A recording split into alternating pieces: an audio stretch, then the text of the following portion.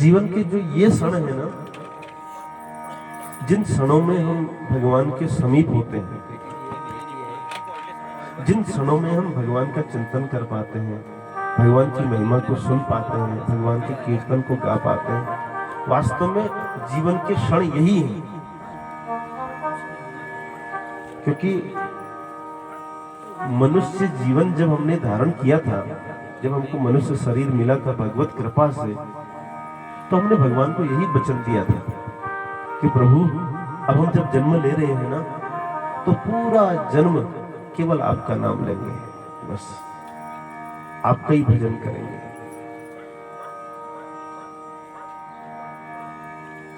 और जीवन का उद्देश्य भी यही है।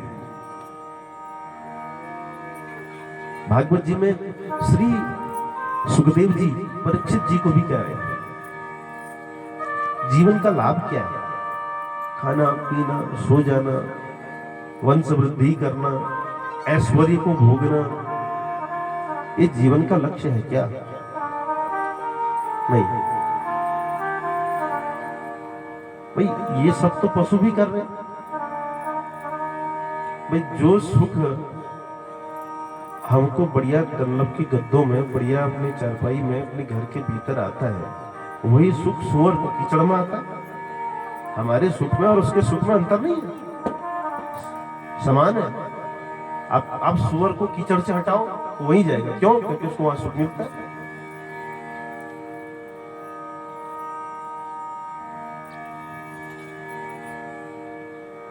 तो जीवन का उद्देश्य खाना पीना, भौतिक सुखों को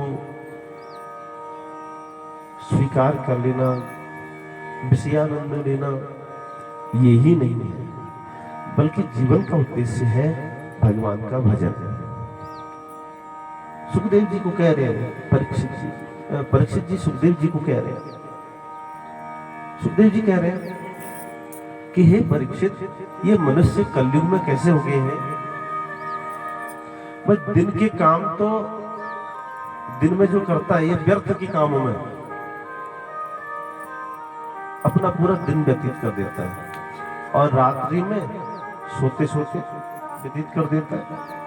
और उम्र है कितनी भाई? कलयुग में तो 100 वर्ष की उम्र है, और जिनकी उम्र 60-70 ऊपर हो गई है, उनको महसूस भी हो रहा होगा, अरे 70 साल हो गए, 60 साल हो गए, अब कितनी उम्र बची? 100 वर्ष की उम्र है। 100 वर्ष भी कोई भाग्यवान ही भोग पाते हैं। इस 100 वर्ष में अगर विचार किया जाए सीधे सीधे, 50 वर्ष तो हमारी नींद के निकल गए सोते सोते, और बाकी अपने परिवार के भरण पोषण में कितना समय निकल गया। बचपन के कुछ वर्ष वो वैसे निकल गए, कुछ वर्ष रोग व्याधि में वैसे निकल गए, तो हमारा तो पूरा जीवन व्यर्थ ही चला गया। तो सुखदेव जी कहते हैं, परीक्षित, जन्म लाभा परह पुंसाम अंते नारायण स्मृति। जीवन का लाभ क्या है? जीवन का लाभ यह है, जब हम शरीर छोड़ रहे हो ना, उस समय भी हमारे मुख से भगवान का नाम निकले, हमारे नाम से शंकर जी का नाम निकले, भगवान का नाम निकले। अच्छा, मरण के समय ही क्यों कहा? आगे पीछे क्यों कहा? क्यों नहीं कहा? भाई करना तो हमेशा है, लेकिन वो परीक्षा की घड़ी है। जो मृत्यु का समय है वो परीक्षा की घड़ी है। उस समय देखा जाता है कि वास्तव में इसने जप किया कि नहीं किया। क्योंकि जब हमारा शरीर हमारे बस में है, उस समय तो हम कर लेते हैं, लेकिन उस समय हमारा शरीर परवश हो जाता है, हमारी इंद्रियां हमारे बस में नहीं होती हैं। तो ऐसी स्थिति में भी जब हमारे मुख से भगवान का नाम निकल जाए, तो हमारा जीवन धन्य है। मृत्यु के समय मुख से भगवान का नाम निकल जाए, इतना सरल भी नहीं है। बाली कह रहा है भगवान को ये बात, और ये बाली कोई साधारण नहीं है, हालांकि है बानर, लेकिन बड़ा विद्वान है। भगवान सामने खड़े हैं, बताओ जिसके सामने भगवान हो और उसने भगवान को पहचान लिया हो, तो वो कोई साधारण इंसान, साधारण बंदर हो सकता है? बहुत सारे लोगों के सामने भगवान आए, हो सकता है हमारे सामने भी कभी भगवान हो, लेकिन हम पहचान ही नहीं पाते। लेकिन बाली ने पहचान ली। और राम जी देखो, और भी तो बहुत लोगों के सामने गए, बहुत ऋषि मुनियों के सामने गए, उन ऋषि मुनियों ने भी राम जी को नहीं पहचाना, लेकिन बाली ने पहचान लिया महाराज। जब राम जी ने बाण मारा ना, गिर गया बाली, तो बाली को समझ में आ गया, जरा तर्क वितर्क हुआ राम जी से, और तब एहसास हो गया, वो ये तो राम जी हैं, वाकई में भगवान है।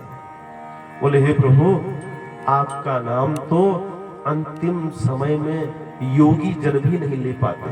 बड़े बड़े तपस्वी जो हर पल हर क्षण आपका नाम लेते रहते हैं, आपका नाम का चिंतन करते हैं, उनके मुख से भी अंतिम समय में आपका नाम निकल नहीं पाता। बाली कह रहा है, जन्म जन्म मुनि जतन कराई, जन्म जन्म मुनि जतन कराई, जन्म जन्म मुनि जतन कराई, जन्म जन्म मुनि जतन कराई, अंत राम कहीं आवत नाही, अंत राम कहीं आवत नाही, अंत राम कहीं आवत नाही, अंत राम कहीं आवत नाही। बड़े बड़े संत भी जीवन भर तपस्या करते रह जाते हैं, लेकिन अंतिम समय में भगवान का नाम नहीं निकलता महाराज, बहुत ही दुर्लभ है। तो इसलिए इस दुर्लभ को सुलभ बनाने के लिए ही हमने मनुष्य शरीर धारण किया है, कि हमें परमात्मा की प्राप्ति हो जाए। तो जीवन के उत्तम क्षण ये हैं जब हम भगवान का भजन कर रहे हैं।